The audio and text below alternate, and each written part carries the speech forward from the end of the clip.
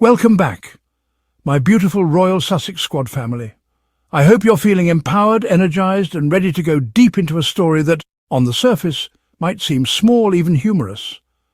But when we look closer, when we peel back the layers, what we uncover is yet another perfect example of how the British monarchy, the media, and high society at large have gone out of their way to control, silence, and manipulate the narrative around Prince Harry and Meghan Markle. Now get comfortable, because this one's going to take you through laughter, rage, truth, and finally clarity. So picture this. A new reality show is about to hit the UK, The Real Housewives of London. Glitz, glamour, drama, and of course, women of a certain class mixing it up for the cameras. One of the stars of this upcoming series, Panthea Parker, is an elegant, outspoken woman who's no stranger to high society. She rolls with the Mayfair crowd, mingles with celebrities like Jennifer Lopez, and has walked the halls of power, including 10 Downing Street. So when Panthea receives an invitation to attend a royal garden party at Buckingham Palace, yes, the Buckingham Palace, she's got that typical housewives blend of cheeky humour and boldness. In a light-hearted moment, she turns to her husband and says, "I'm going to go up to the king and ask, how do you feel about Harry and what he did?" A normal question, right? The kind of question that's on many people's minds, a family feud playing out across continents, documentaries, memoirs and tabloids. You'd think a father, a king, might have something to say about his own son. But no. Before she could even entertain the idea, her husband immediately replies, "It says specifically, don't ask the monarch about Harry and Meghan." And just like that, the mood shifts. That joke, that warning, that little comment from her husband wasn't just playful banter. It was a reminder that this so-called institution built on tradition and dignity is so thin-skinned, so fragile, so terrified of the truth, that even the mention of Harry and Meghan is forbidden in the presence of the king. Now think about that for a moment. Here we are in 2025. We've had Brexit, we've had a global pandemic, the country is dealing with a cost of living crisis. And yet somehow the British monarchy still has the bandwidth to police people's words at cocktail parties. That's where their priorities lie, managing perception, controlling the conversation, and silencing anything that doesn't align with the firm's preferred narrative. But why is this one question such a threat?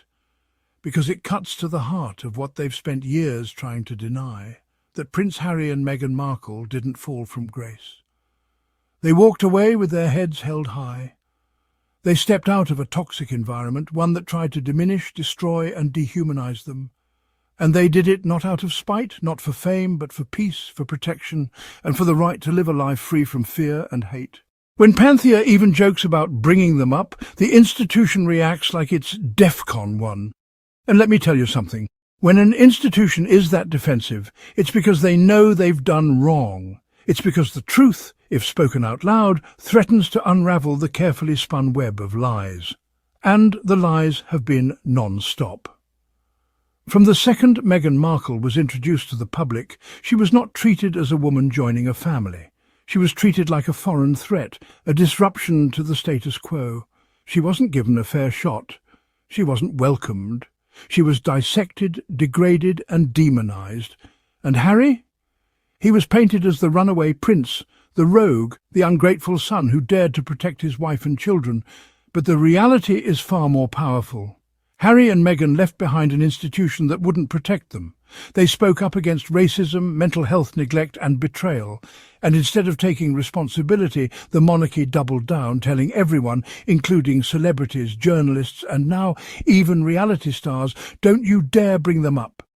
But let me ask you, why are they still trying to silence the conversation if they believe they did nothing wrong? Because deep down, they know the truth is on Harry and Meghan's side. They know the world is watching.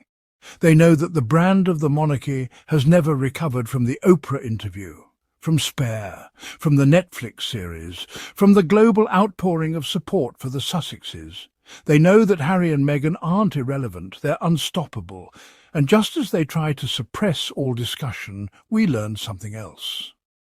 A story broke that Prince Harry's top communications officer, Meredith Maines, met with King Charles's chief communications secretary, Tobin Andrea.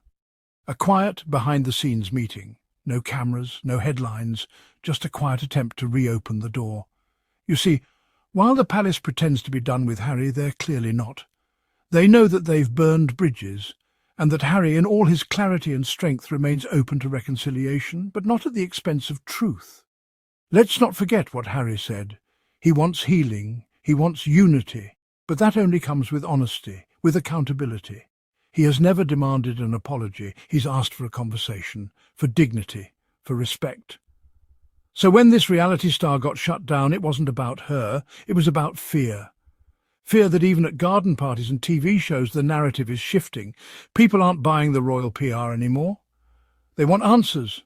They want to know why a father abandoned his son, why a powerful institution let racism and abuse go unchecked, why a woman like Meghan was treated worse than criminals simply for being black, American and intelligent.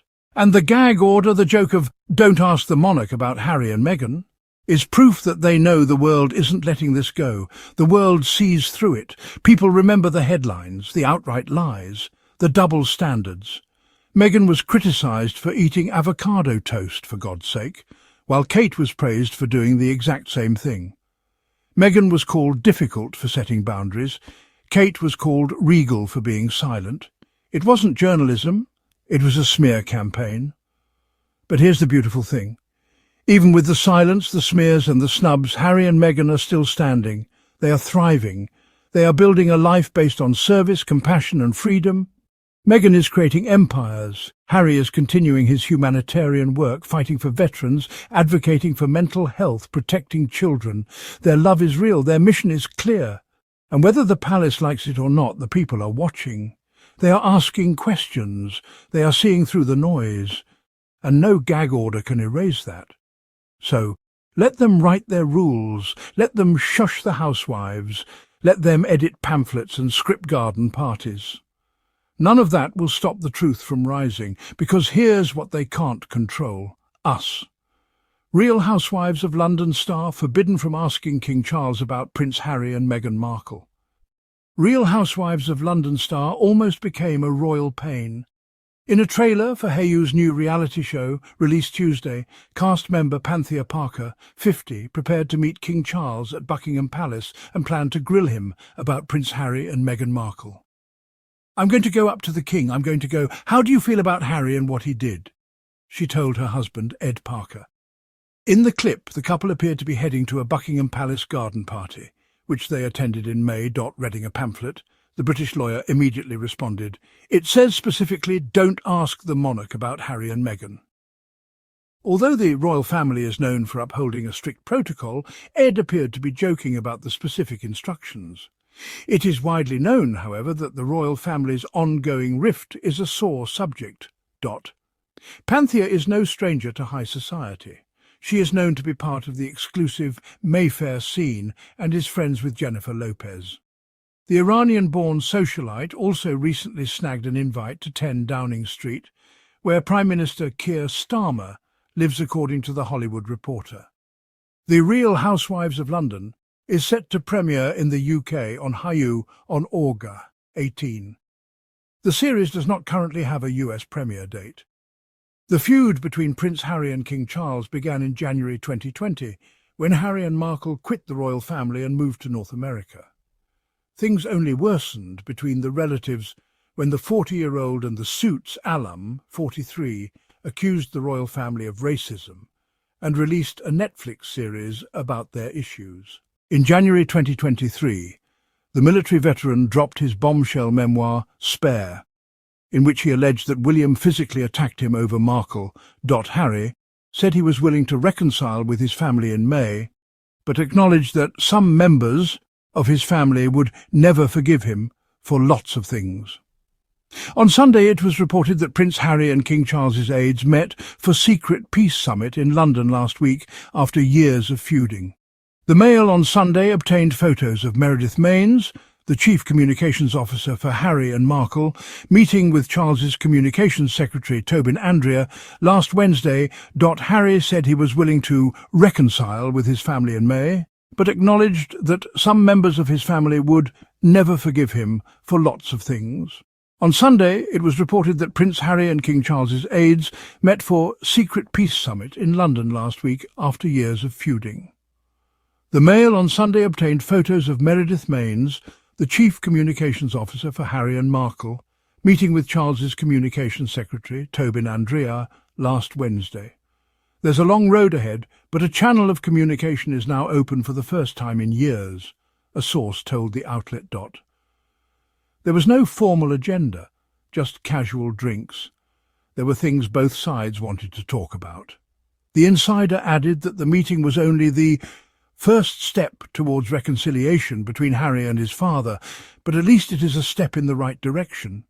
They can't stop people like you and me from speaking up, from supporting Harry and Meghan, from calling out the injustice, from seeing their humanity, and from demanding better from an institution that has coasted on silence for far too long. We see them, we support them, and we will never be silenced. Now, my Royal Sussex Squad family, if you're still here, if you're feeling what I'm saying, then you already know what to do, like this video. Comment below, let me know how you feel about this ridiculous gag order and the hypocrisy it exposes. And most importantly, make sure you're subscribed. We are a global family, a community built on truth, healing and love. And if you want to keep this movement alive, please consider hitting that super thanks button. Your support means everything. It helps us keep pushing back against the lies, lifting up Harry and Meghan, and making sure their story continues to be heard loud and clear. Until next time, stay strong, stay brilliant, and stay absolutely unapologetic in your support for the Duke and Duchess of Sussex. I'll see you in the next one.